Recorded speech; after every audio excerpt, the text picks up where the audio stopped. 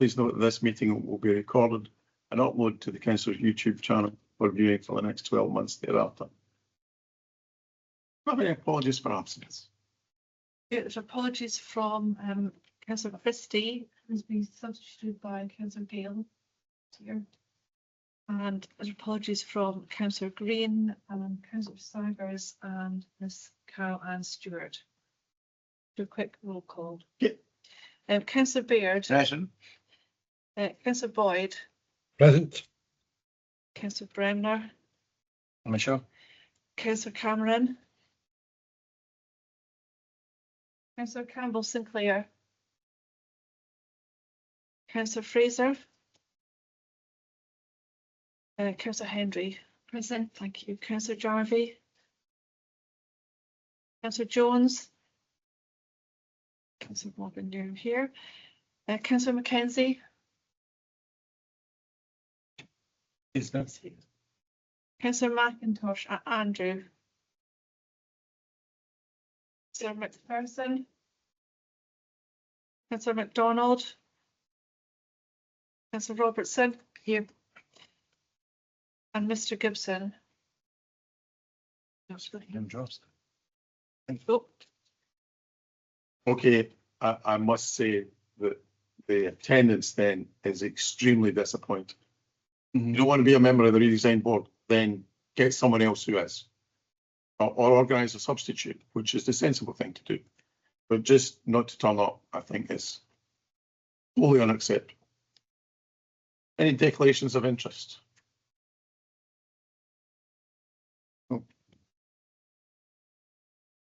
I move that we actually contact the folks that aren't here, and actually, because they're not hearing what Bill's actually saying, and they need to. There could be reasons, but they should be able to provide a substitute, or at least put in their apologies. So can we actually get in touch? I think we should get in touch with the group leaders, and the group leaders can then contact their members who are not in attendance, because I will be doing that with mine. I'm sure you will. Yeah, no bother. We agree the minutes of the meeting held on the 20th of November, and they were approved by council already. Yeah, I realised they were approved. But I was present, but I'm not on the list. I know I was present because I recognise some of the comments. That should have been changed at the December, Chris. So I realised, but if I could just note that just now. I don't think the minutes have been signed off yet. So. Certainly we could put under this, whether we can leave the minutes, that I don't know. I don't think we can. No. I don't think we can change the minute that's been agreed by council. This is unusual. I've got an additional item that to add on. A long time ago, we should have agreed at full council that Trish Robertson was one of the two vice chairs of the redesign board. So can we agree that now? I propose it. I'll look for a seconder, for Brendan, and I presume this will then have to go as a start item next Thursday. But I think it's the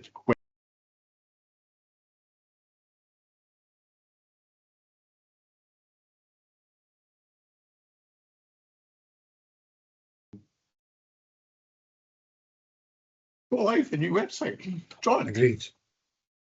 Thank you. Can do that.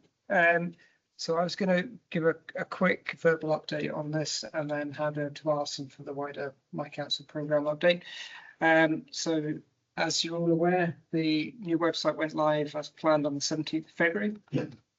So really just a few facts and figures about that and what's happening next.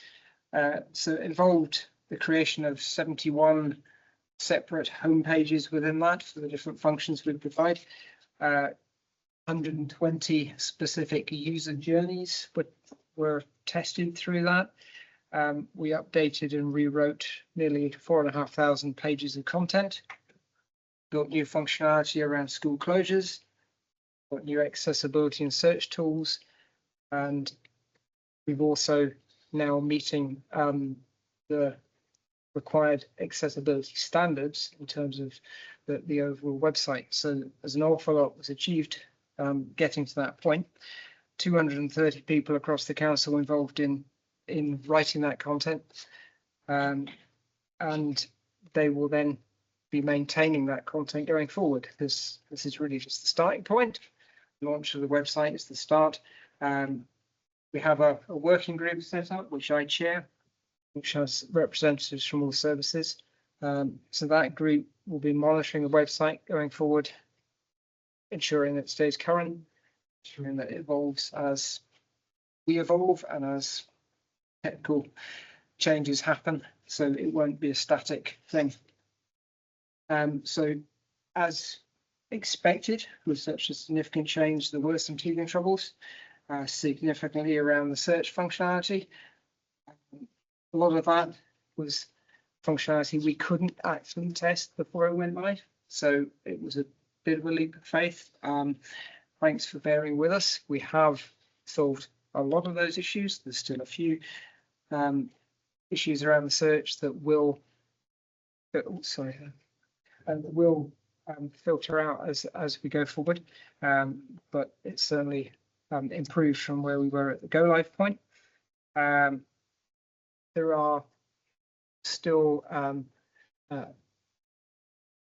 pages where content can be improved, and that was always recognized. We weren't going to rewrite everything. And what you will be aware of is that much of the site, most pages have a feedback function on it, which we didn't have before. We have been receiving some useful comments from the public and from yourselves members, thanks. And that's identified particular content which needs to be improved, which was out of date, whether there are any issues. So we've been acting on that. I haven't got the exact number. I think we've had 300 plus comments, which, given the size of the website and the usage, is actually quite a small number. But I think the majority of those comments have been useful for us and the things that we've been able to action. Looking forward, the focus immediately is about moving from that project world into something that is business as usual, ongoing and supported. So when we get to the end of March, we're at the end of our formal hypercare period, and it is moving much more into a business as usual space. So what we'll be doing is providing updated guidance on a regular basis to the editors and the authors of the content. We'll be supporting them.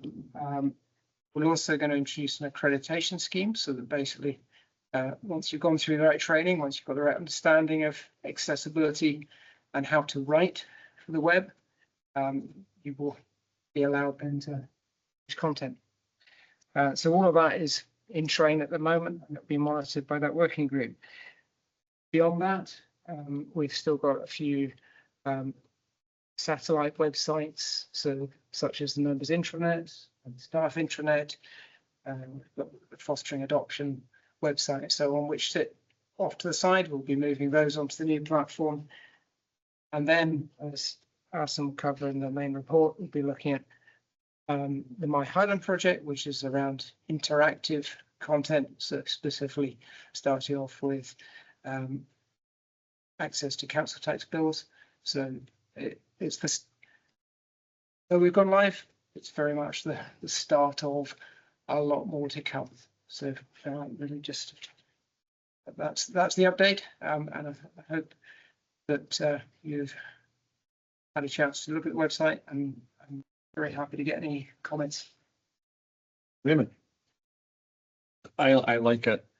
I like the format. I like the fact that everybody had plenty of chance, as far as I'm concerned. We had lots of chance to be able to feed into so what we've got as a corporate outcome. I agree with you about the teething troubles. I think you've probably got feedback from every man, woman and their dog about, and the most common one was about the search function, because most of us, that was one of the main areas that we were looking forward to improving. Bill still uses Google, I'm sure, but some of us have got a little bit more confidence. ChatGPT. He's making it out that everything we've done over the past 18 months is now completely defunct anyway, you know. But so my queries are mainly around about the connection with the My Council project, as Alison knows, and the representation that has been made by many groups that are out there who do like to use the website especially for getting in contact with the council. What are we doing in terms of being able to not just receive the feedback from these groups, but to make sure that that continuity of communication is ongoing? Because if you've got the likes of community councils, and certainly many of us who are working with them, if they can access the website and know that it's a good tool for them, then you know you're cracking a hard nut there.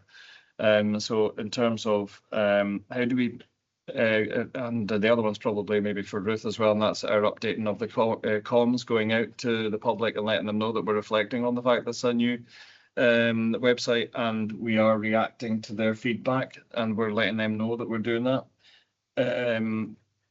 Is there any consideration in terms of, there's loads of stuff that our website supports, areas that many members of the public probably don't even know about, and rather than playing about with it, is there some sort of consideration in terms of an open training session, maybe community council members to be able to attend, where we've done it with the we did it with the community councils and with businesses and what have you for the budget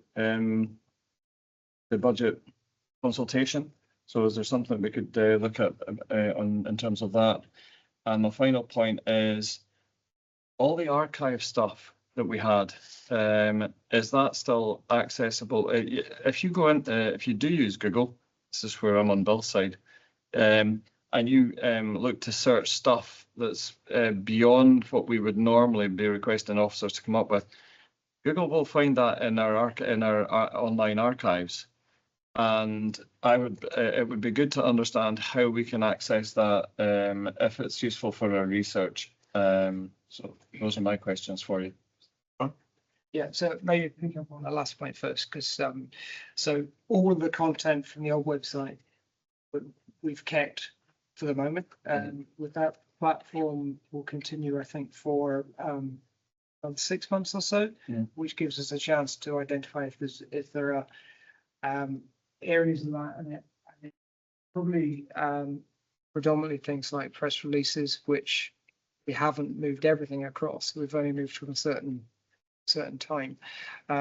Committee reports, we have moved over everything, but so we've still got a chance to look at, if there's particular areas that we've got time now to move other content across.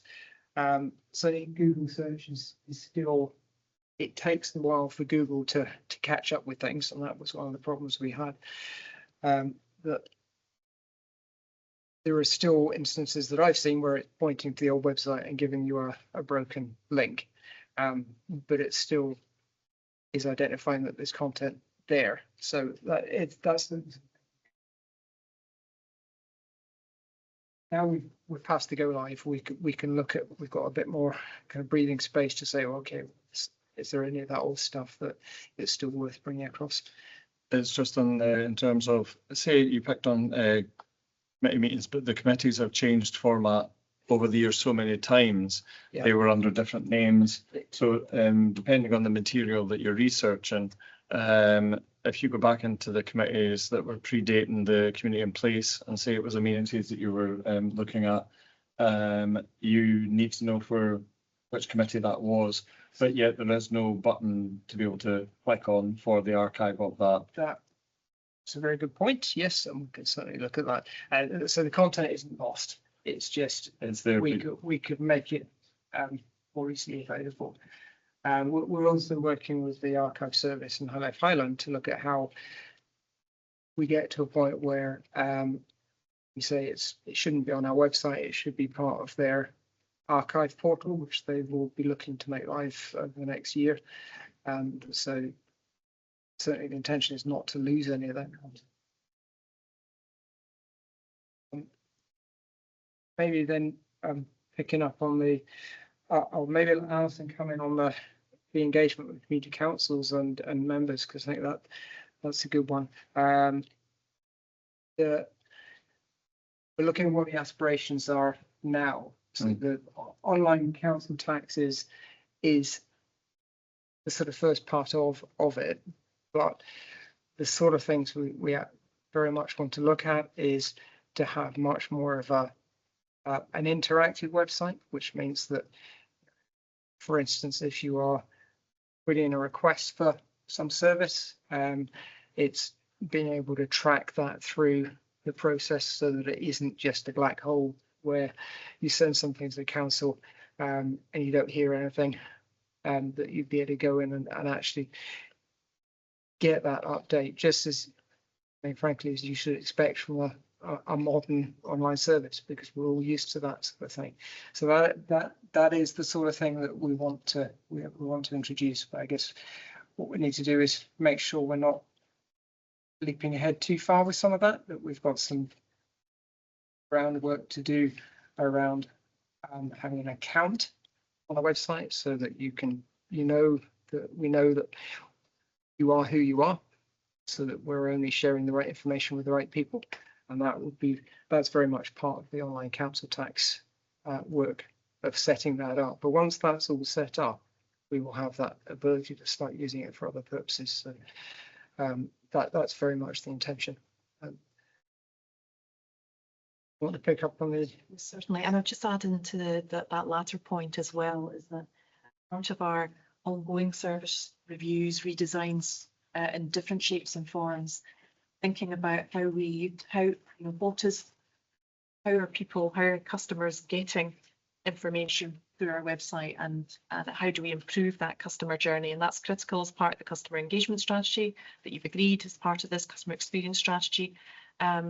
So, for example, in terms of, I'll use one from my area, council house repairs, we're moving to an online form where tenants will be able to log repairs online, not emergency repairs, but log repairs online. So that's all about improving the customer journey for that particular client group, and that's part of what we'll be doing across all different service redesigns going forward. But particularly in terms of community councils, yes, we've got actually a series of different community council training sessions next week, but in addition to that, we can have something specifically in relation to the website.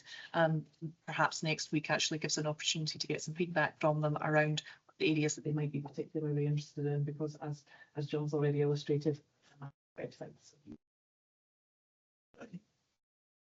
I'm going to stand up for this. I'm going to say a few words. That's fine. We don't do that yet. I just wanted to take this opportunity to thank everyone in the My Council team for the successful transition of the new Highland Council website on the 17th of February. There was no downtime when this happened, or errors. The website's working well, and any development required will have been or was currently being worked on. From the budget allocation 3 years ago of 500,000, there's a predicted underspend of 11,000, which is to be commended. The foundations have now been set for the next stage, the introduction of council tax online. This is complex work and will take some months to implement and test, but it will be transformational in eliminating the need for paper billing, which will save money and be better for the environment. So I just wanted to say well done to everyone involved. You on the sub working group by any chance? Oh, one of you was stand up. I've responded to the director of MI5, who's lodged a formal complaint that they can no longer hide stuff on our website. So I think really the difference is quite remarkable. And also, correct me if I'm wrong, I believe this is your last visit to the redesign board. I may be at the next one, but maybe taking a step back. So you're going out in a high.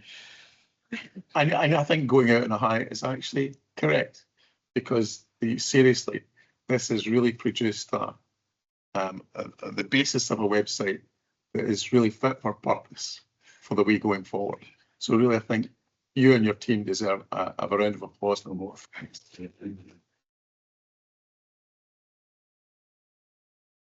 Definitely pass that on to the team. Okay. To download PDFs the whole time. You're just asked to note the My Council programme in items 1 up 2. So can we agree that, please? Isn't it? Item 6 on your agenda is amenities review and roads involvement project 2. Debbie.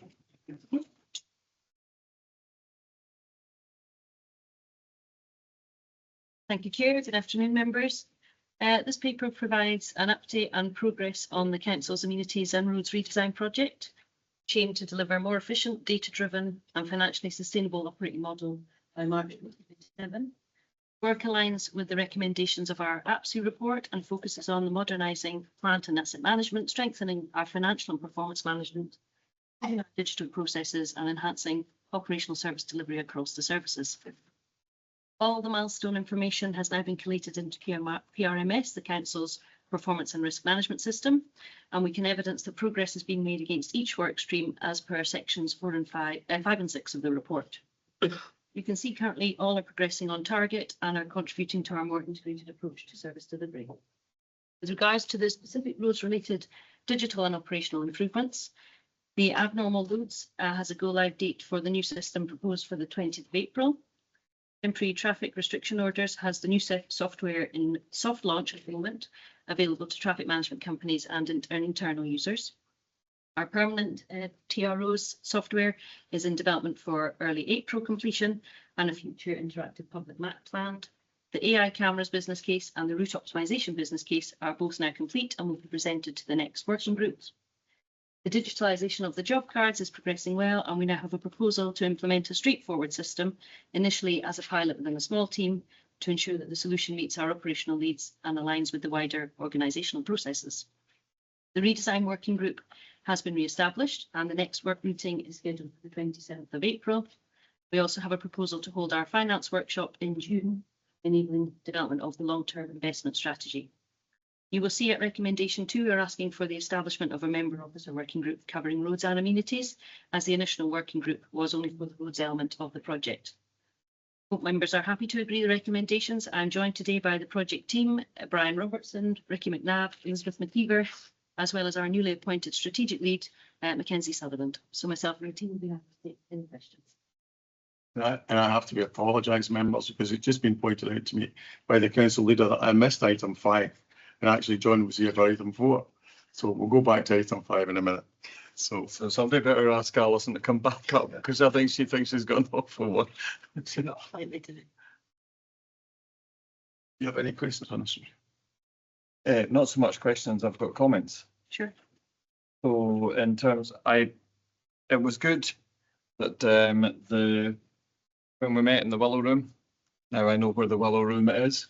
And hopefully the Willow Room will be no longer at some point in the future. It's that building when you go in. I sometimes wonder if I'm ever going to manage to find my way out. But so understanding the work of the subgroup, and there's a lot of work there to be done. But I think there's a few things. One, about moving at pace now, because we have recognised that it has sat in the redesign board for quite some time.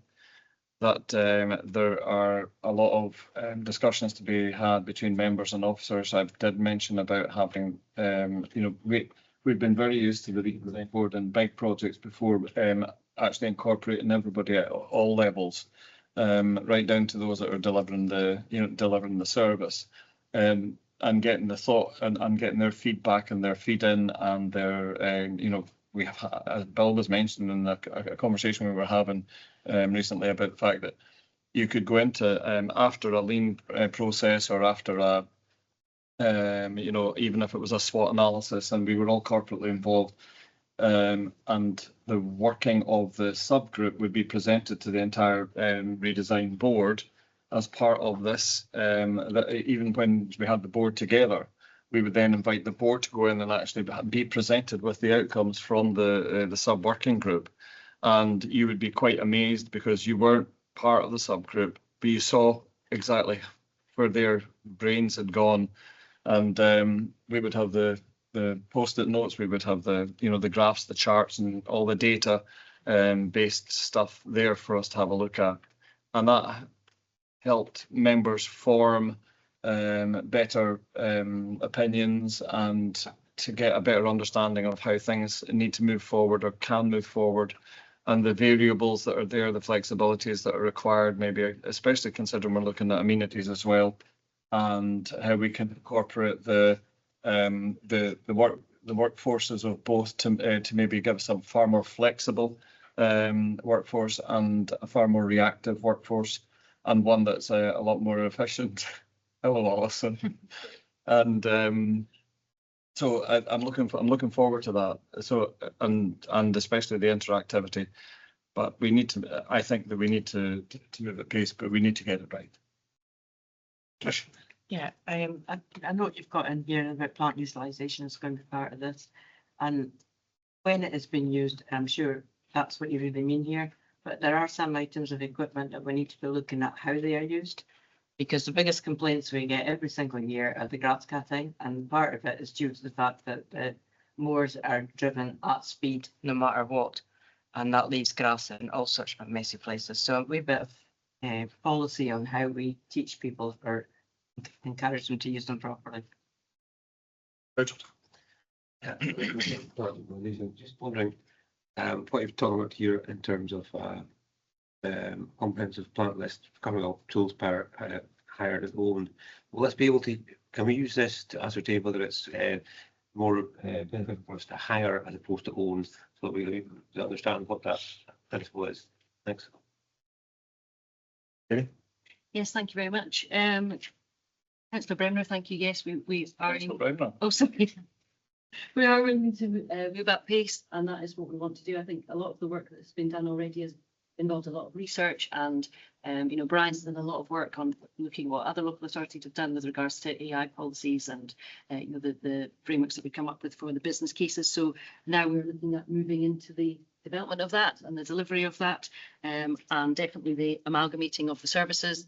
With Matt coming on board, we're looking at how we can create one new service rather than looking at it as bringing the roads and amenities together as separate entities. We want to make them one, and there's definitely efficiencies and flexibilities and all of that to be brought from that.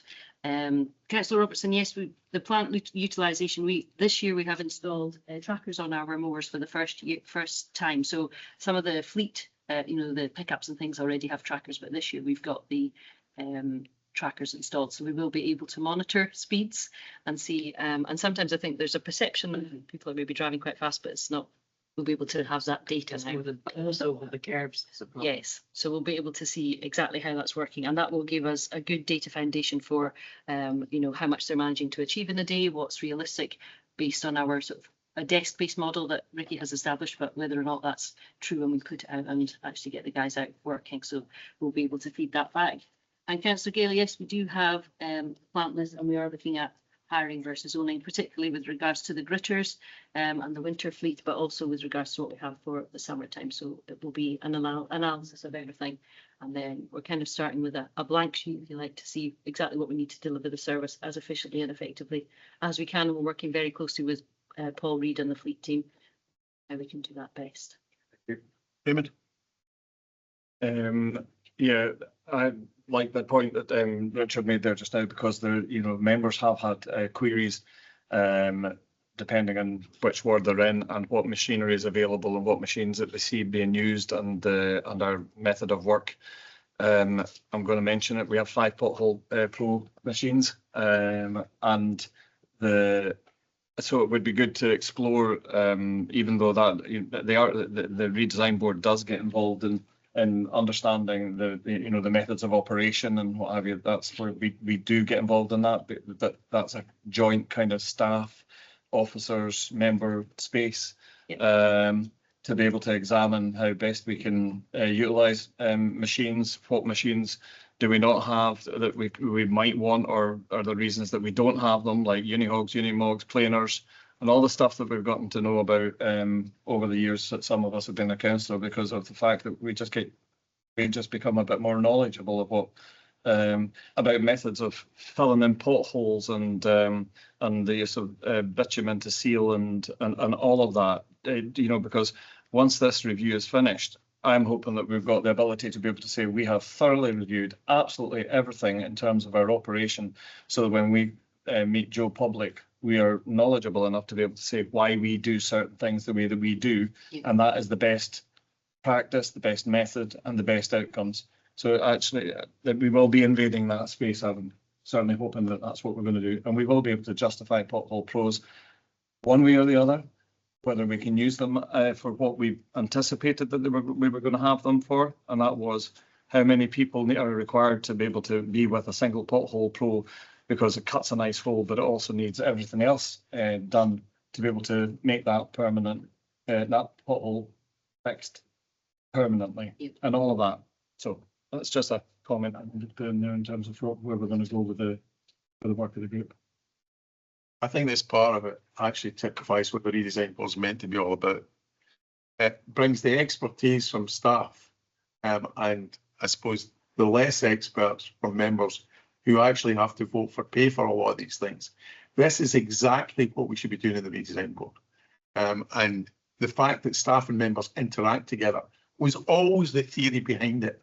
And this particular one, it really is beginning to work. So guys, thank you all very much for your input. It's tremendous, really. And if every single thing we do in the redesign board goes along the same way, then we have to be doing something right. So thank you all. Any further questions for Debbie or any other guys? No, okay. Thank you very much. I better get this right. You're supposed to note the updates and agree the establishment of a member officer redesign working group, which I thought we already had, but we'll agree that anyway. Okay. And I don't know why you left so early, Alison, because you went out with a wee kick in your step as well. I'm very lightly there. it's old age, Alison. Just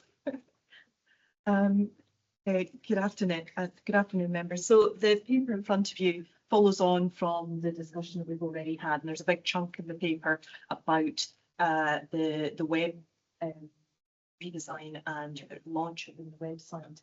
The paper updates in terms of the progress around all of the different strands in my council programme. So in terms of project 1, customer contact strategy, you'll remember that you did the strategy last year. The new standards have now been published. Customer standards have been published on the new website.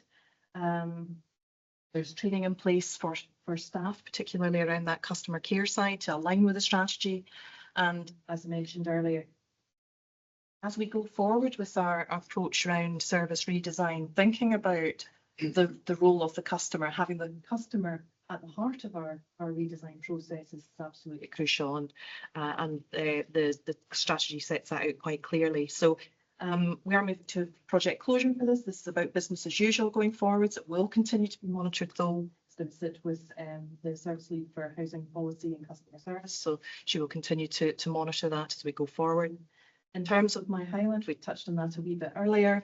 That's the next evolution, shall we say, in terms of our interactive approach around our website and how we engage with customers.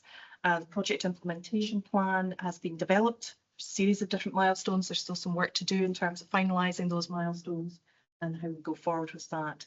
And the final one, of course, in terms of project 4 and the web and the customer contact strands. So remember, actually, we've already implemented our new telephony approach through that particular project. And of course, with the website launched, we are, as John had said already, moving into project closure for that particular one as well. So members, happy to take any questions. So when we came up with the My Council project, basically we were hoping that we would be able to make sure that we had a far better customer management experience and a customer relations experience. And to me, that's what the My Council project will probably rise and fall on. Even though there's lots of different strands in it, you know where I'm going to go with this. And that is when people get in contact with the council, no matter what it's about, no matter where, no matter which division it is within the Highland Council, we have to demonstrate that we have got a far more consistent approach to outcomes from each of those. At this moment in time, we still know that we have variabilities in there. Some departments in some areas even, it can come down to the area that we're actually in. Some of us feel that we have great responses from certain teams in certain areas and maybe not so great responses in certain teams in other areas. And the challenge is, because of the size of the organisation, how do we bring that all up so that it's standardized and people have confidence no matter which area they are in the Highlands, that that they can have confidence that no matter who's looking after what their issue is or the response that they're needing, they can rely on that. To give you an example, we were at, again, the Association of Community Councils, but I'm aware that this is the experience with some other community councils and with some other members as well.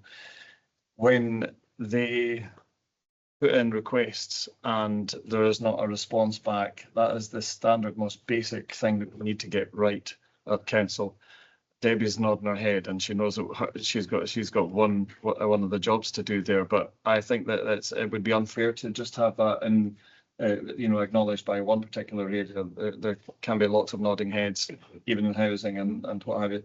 So I would be hugely reluctant to see this being launched and signed off as complete, unless we had the ability to be able to prove that we are in the position to do that. So I suppose the question I'm asking at the end of that is, do we want to have some sort of acknowledge some sort of test or trial period in terms of finding out how well we have looked into the whole delivery of the My Council experience? When you get, rather than say, right, we're taking that to council because we've done this. I've seen this with the redesign board before, where we get to the end of the process, redesign board says to council, we're good to go with this, we're signing it off, we're asking council to buy into that, council rubber stamps it, and then before we know it, we've got a whole load of people in full council saying, you didn't quite do the job on that, and I don't want to run that risk with the redesign board, because it comes back on the integrity of the work of the redesign board. So I'm sorry, but that's that little challenge for you. Thank you for the question. I mean, ultimately, members, if you want to have a trial period as part of that, that's for you to decide as part of the redesign board. What I would add to that is that certainly for around the customer contact side of things and the standards, and actually also the website as well, with the working group that we've got in place, it is about making sure that we are continuing to implement and review that what we've got in place is actually working. And so the intention would be to bring updates back through our existing process through the redesign board, but be guided by yourself if you want something stronger as part of that approach. Is it not more about, rather than a trial period, is it not more about continuous review? So that in so many months there'll be a report back here that says this is what we thought you were going to deliver, and rather than just saying, right, okay, we're only trying this for so long. Well, I would be hoping that we wouldn't be just trying it for so long. What we are looking at doing is we are going to implement it. That's what we did this for. The issue that I have is that I think that staff, because of the size of the organisation, we have to get that we're not going to penalise. They're not going to commit under the absolute cosh because of the fact that they haven't met targets that we've set in terms of getting back to members, getting back to community councillors, getting back to members of the public and what have you. But we give them that ability to be able to get used to the fact that it's going to be, for a lot of them, a cultural change. If you just written that word down, yeah, it's going to be a cultural change. So if by whatever way we do it, we need to know that there's going to be that period of time where folk are going to have to understand that they're going to have to get used to a different way of managing communication that they probably weren't used to prior to that. Because the last thing that we can't have is going out and say, we've attended to the My Council project, it's going to be all better, and then finally find out that some people just haven't changed with the culture, and before we know it, we're still as good as poor as we were before we started the My Council project. Yes, absolutely, because this is about how we operate and embedding that across the whole organisation, and that does take time, and there'll be bigger shifts in some areas than others that are needed to ensure that we've got that consistent approach across the whole organisation, all around geographically, service-wise, etc. Because this is about how we respond to our customers across the board, and we can have the tools in place to support us, which is the likes of the website, etc. But it's also about delivering and how we're responding directly. So yeah, embedding that and that culture change, as you said, is absolutely critical. Yeah, I just expanded a little bit on that. And when a member of the public puts something onto the website, say identifying a portal, you can do that on like screen. I get people tell me they never hear what happens, they never get a report back on what, how that is being dealt with. And often it's not being dealt with because the bottle's still there forever, how many months down the line. Is there a way of tracking that digital report and showing some kind of progress update with a reference number or something that the member of the public can actually look at that? So they say, well, yes, somebody's taking control of that, it's going to be dealt with, it's going to get done. So I know that would be more to do with the website more than anything else, but that to me, it's if we're going down the digital route, if we can do that, it'll give people that sort of peace of mind that's there is progress in that respect. You may already be doing that, but it's just I don't get it. It's not necessary for individual portals, but No. So we've gone cloud-based with our asset management system in roads, and we're going to be looking at how we link that with the CRM system, because it's two separate systems at the moment, and so officers might have to double key things. So we're looking at progressing that so that it's linked together, and then we can get back to the public. Okay, thank you. I think, to be honest, we as members need to remember that sometimes the communication between staff and the public is quite difficult. A number of years ago, I spent the day at the call centre, and let's say I then began to appreciate really how difficult a job some of our staff have got to do on a day-to-day basis. I certainly didn't have the temperament that I could be doing that anyway. I would have lost the round quite early in the day. So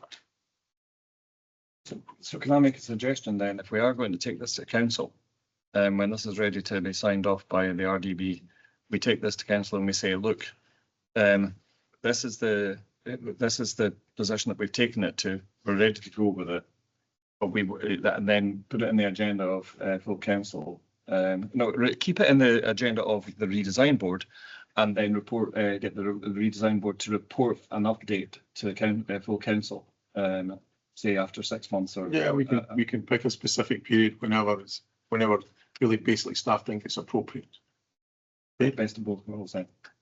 Okay. Fun deal. Balance on the inside about accent must be a good idea. So we better agree with this twice then. So I've already done it.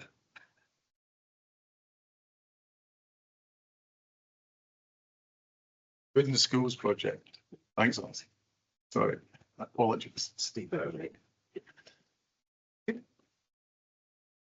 Okay, thanks. Carry on. Thank you, Chair, and good afternoon, members.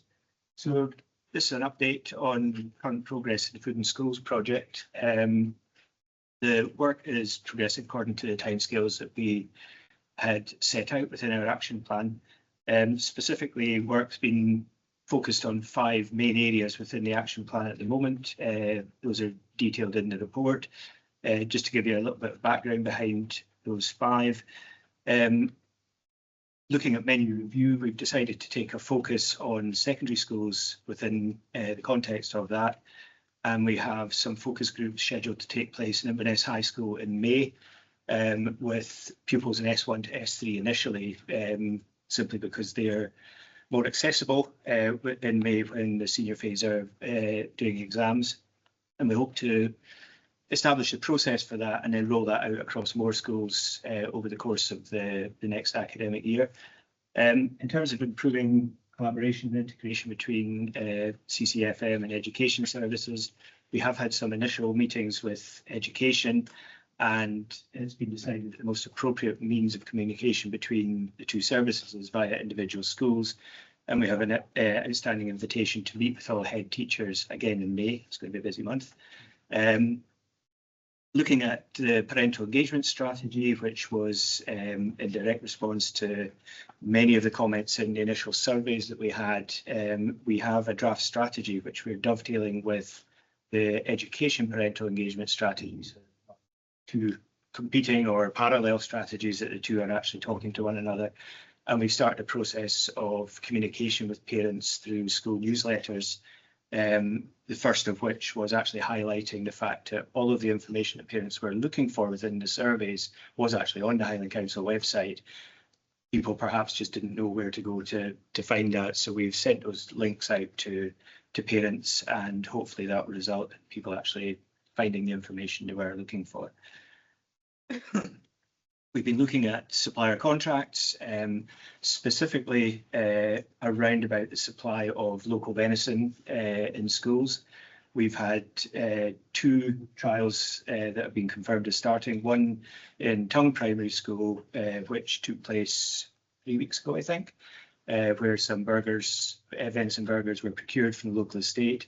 Pardon the pun, but they went down very well. They were really appreciated by the pupils. There's another pilot at Strathconnell Primary School starting after Easter. Again, the local estate supplying to their local primary school. There are ongoing discussions for further pilots in Lochaber and in Badenoch with community deer larders and with suppliers in both areas. Final area that we've been looking at is looking to establish a baseline for the school waste that's produced and actually create a waste tracking process that we can use both this year and every other year thereafter to actually establish whether we are achieving what we're looking to in terms of reduction in school waste. We've agreed on the principles of that. We're just making sure we have actually got the process correct and then identify the pilot schools. So that will be taking place between now and the end of the academic year. I'm happy to take any questions. Any questions, guys? Thank you, Matt, Chair. carry on. Yes, thank you for that. You say since 2024 you've made savings of 357,000. Is that mainly through supplier contracts, or can you be? It's mainly through an increase in uptake of school meals. So the school meal service has been deemed to be more palatable. So more young people have chosen to actually take the option of school meals. So That's the majority of the savings Yeah. comes from, right? Okay. Richard? I think press was before. Richard. Yeah, it's great. It's all good stuff here. I'm interested in the parental engagement strategy. How much engagement have you had with the parent councils on that? that is part of the parental engagement strategy. So that's one of the areas that I'll be looking at the Highland Parent Council Forum and engaging with them and with individual parent councils if they've chosen not to be part of. Just one other comment with using the local source fencing. I think it's a great idea. In my ward, the deer are actually going to school themselves, so they are ready for it. No, that was part of the redesign board. They're giving themselves up with it. Yeah. All Yeah, that. yeah, on the menu review, you must be quite restricted by the fact that a lot of secondary pupils are taking their food on the hoof because. On the hoof, could. Yeah, hoof, sorry, it has been that, Yeah. that. But because obviously when you're walking about with your meal in your hands, it's just a fork. There's quite a limited amount of types of foods that you can have. So burgers are going to become a great favourite, and venison burgers even more so, I'm sure.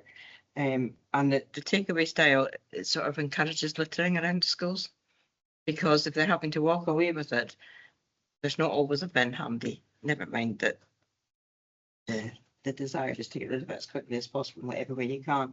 So I wonder if there's something we should be doing along just reviewing those 2 points just to see how we're going to fit that in. The pilot that we are going to be running at the high school, Inverness High School, excuse me, just to give a quick bit of background in terms of Inverness High School, why did we choose that? Inverness High School had a health and nutrition inspection in November as part of their HMIE inspection. There was a number of areas for improvement that were highlighted there, so we decided that was appropriate to select a high school.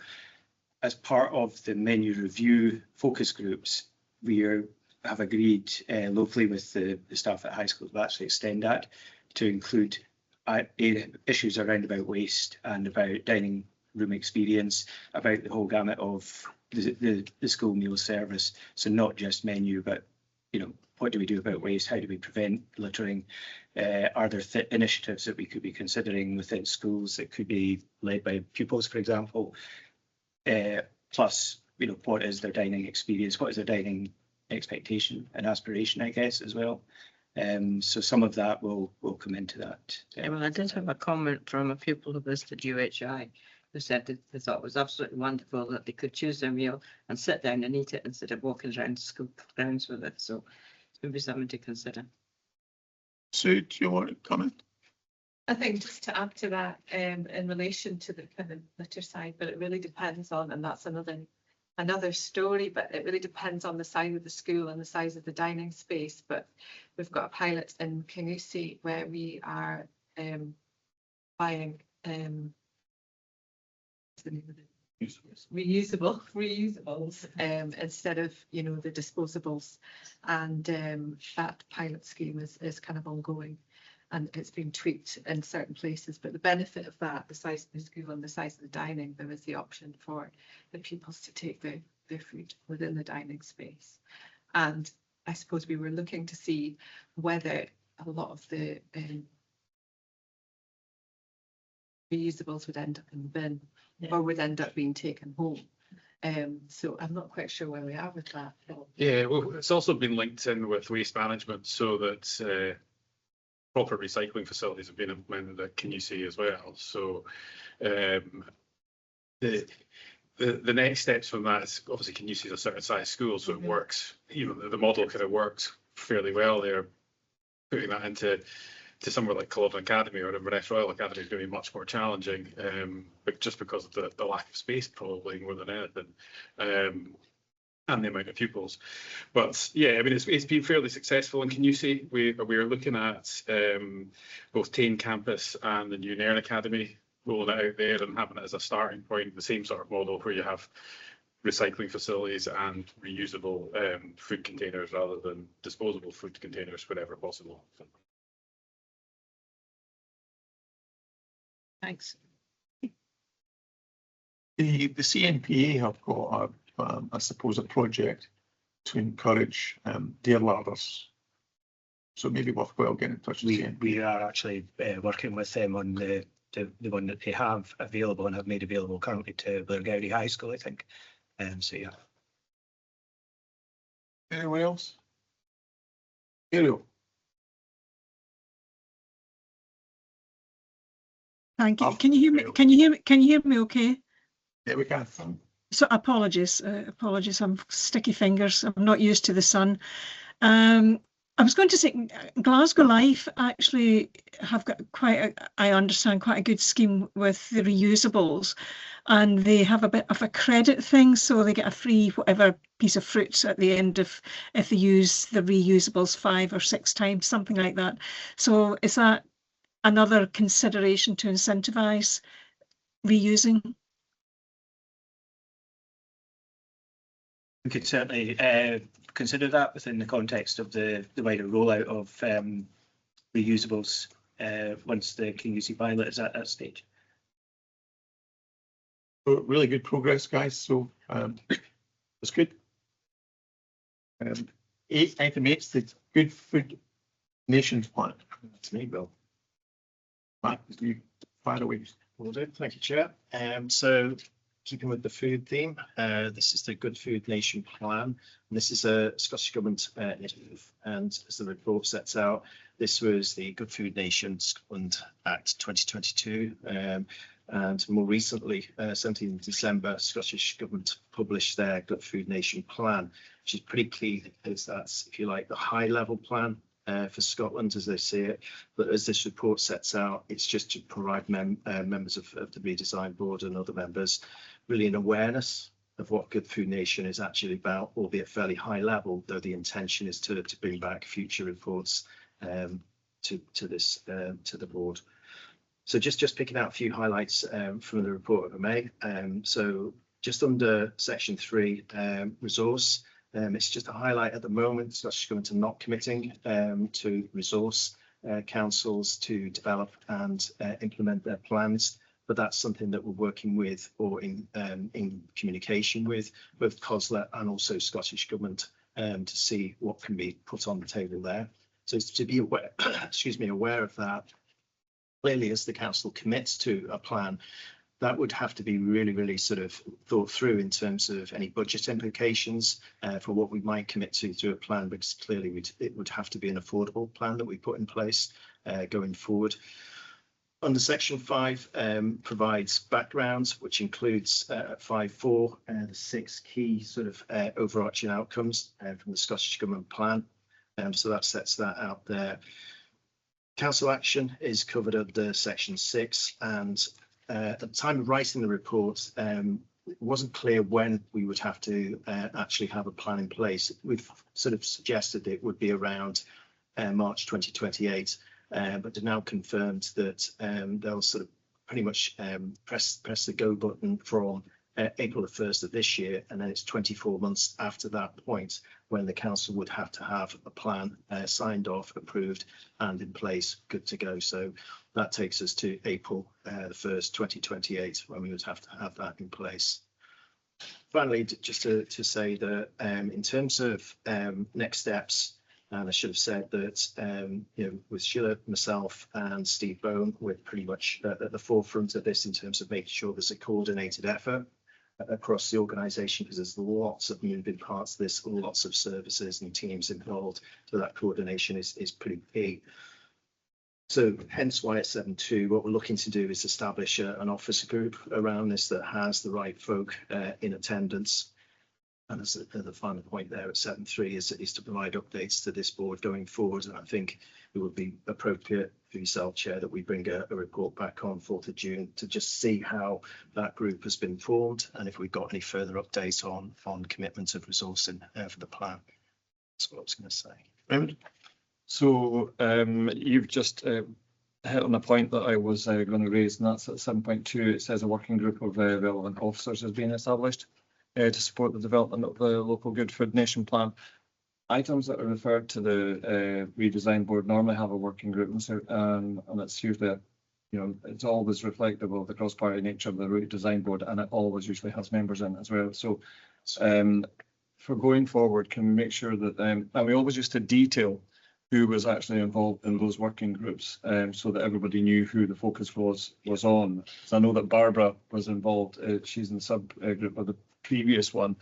So can we go back to actually detailing who's on each of the subgroups, making sure that it's member officer subgroups, and to ensure that they are detailed and highlighted for each report that is referencing that, that's referenced in that project coming forward to the redesign board. I think that was, got all the points, but it's really not relative to this one. So I'll maybe pick them up with the convener just at the end of the meeting. Bush? What sort of weight are you giving to the ideas that are around saying you should be introducing more plant-based foods? That's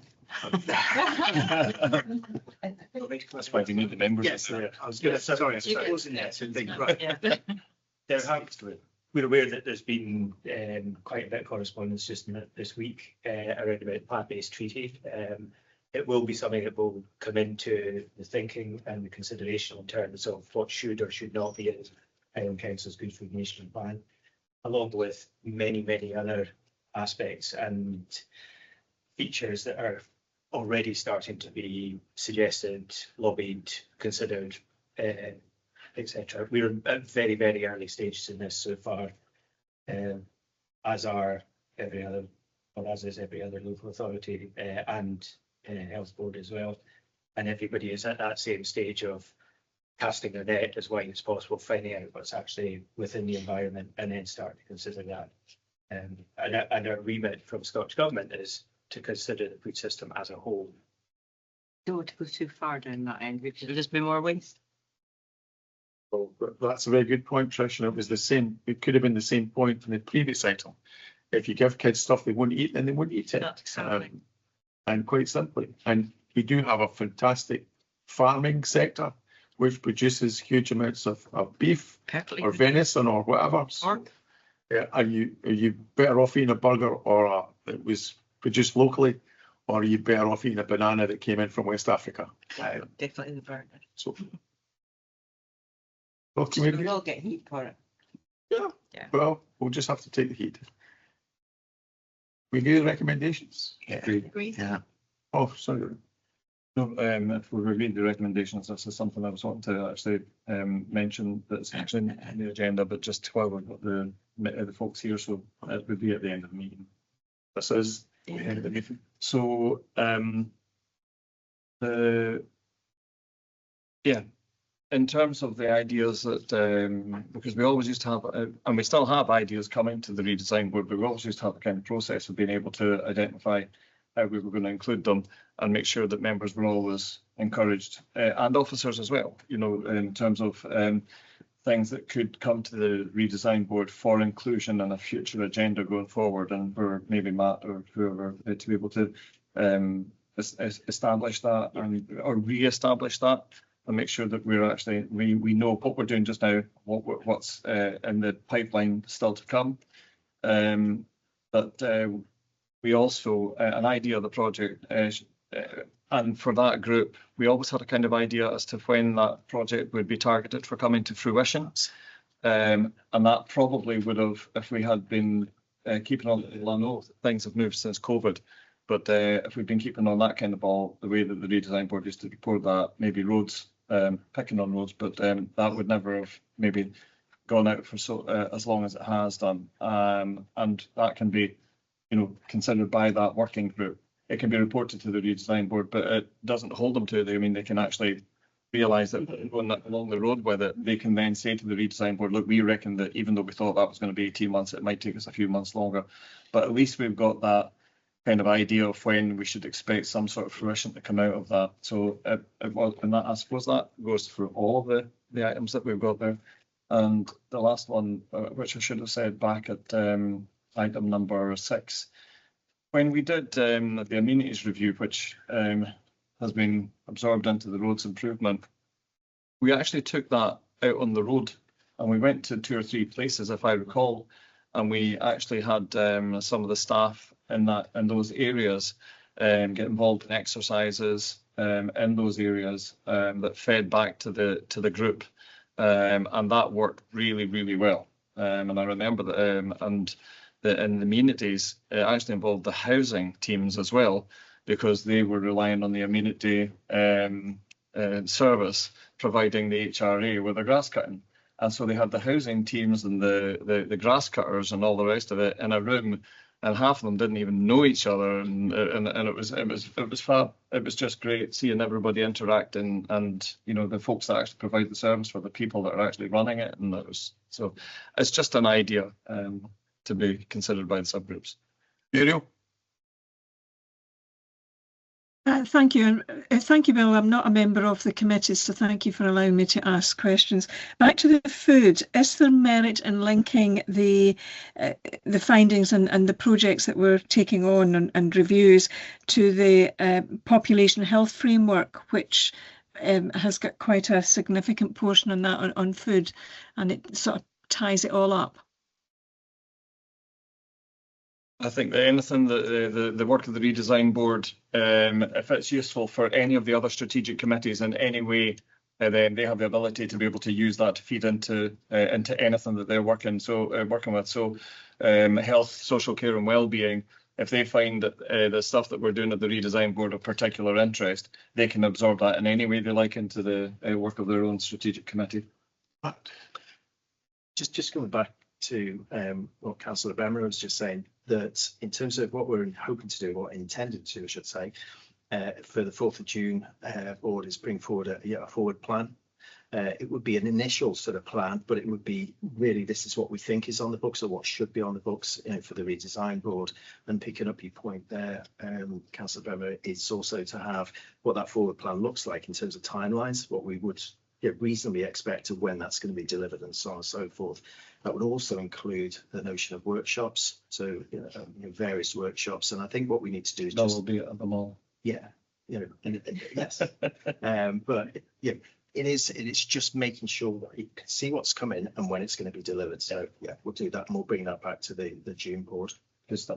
And for anyone who's never actually attended a redesign before, this is the formal bit. I know it's not as formal as you would get if you're in the chamber, but the actual workshops themselves are where all the work's done.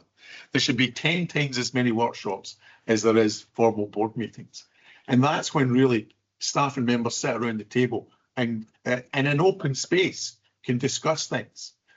So really, if you get the opportunity to come to a redesign board workshop, then please come. It's not a sort of them and us. It's the one thing in the council where we're all in the same space. So please do. Totally agree. Sure.